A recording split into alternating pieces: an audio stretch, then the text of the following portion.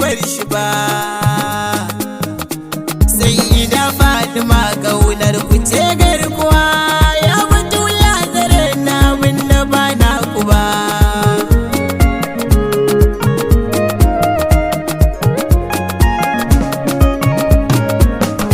Aya magagin sama'u da kansa mai ko'ina, kai ne kayo dare rana bishiyu dusina. Allah ka yarda yin waƙa bar yabo mumina, diyar ma'aikin na san baka kagi tamkar ta ba.